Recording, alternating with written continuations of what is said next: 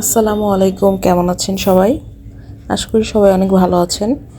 তো এটা ভিডিওটা হচ্ছে এই বছরের 1 তারিখে অর্থাৎ জানুয়ারির প্রথম দিনের ভিডিও। আমরা বাসার কাছেই একটা রেস্টুরেন্টে গিয়েছিলাম।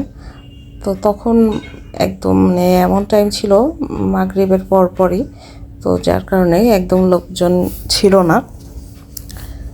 আর আমরা আসলে কাজের ফাঁকে বের হই, তো এই জন্যে মানে দুজনের টাইম ম্যানেজ করে এমন টাইমেই যাওয়ার চেষ্টা করি যখন লোকজন একটু মানে কম থাকে বা থাকে না এরকম টাইমে, যাতে তাড়াতাড়ি একটু ঘোরাফেরা করে আসতে পারি।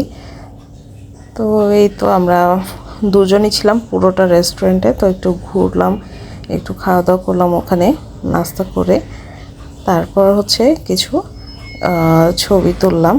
আপনারা চেষ্টা করবেন অল্প সময় পেলেও, ধরেন সারাদিনে অন্তত আধা ঘন্টা বা 1 ঘন্টা হাজব্যান্ড ওয়াইফ বা পরিবারের যে কারোর সাথে একটু সময় কাটানোর।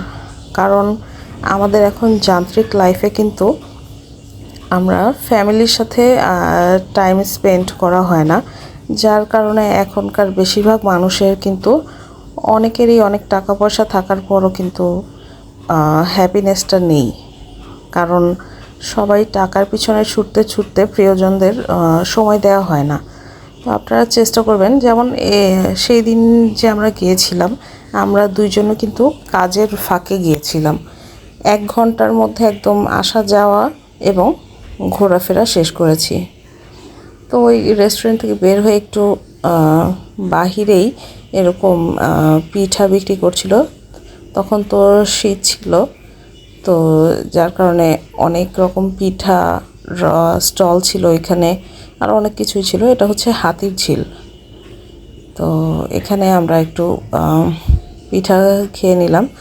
তো ডিম চিতইটা কিন্তু দিয়েই ভালো লাগে, পেঁয়াজ মরিচ যদি দেয় তখন ভালো লাগে, তো এটা দেয়নি। তারপর একটু ডোসাও খেয়ে নিলাম। ডোসা বানানোর প্রসেসটা দেখলে খুবই ভালো লাগে, মানে এত সুন্দর করে বানায়। আর বাসায় আসলে এরকমভাবে কখনো ট্রাই করা হয়নি। আপনারা কে কে ডোসা তৈরি করতে পারেন কমেন্ট করে জানাবেন। আর এই তো একটা শর্ট ভিডিও শেয়ার করলাম, যদি ভালো লাগে লাইক কমেন্ট করতে ভুলবেন না। তো আমার ভিডিওগুলো ভালো লাগলে শেয়ার করতে পারেন। তো সবাই ভালো থাকবেন, ফ্যামিলিকে সময় দিবেন, আর হচ্ছে একটু ঘোরাফেরা করবেন। আল্লাহ হাফেজ।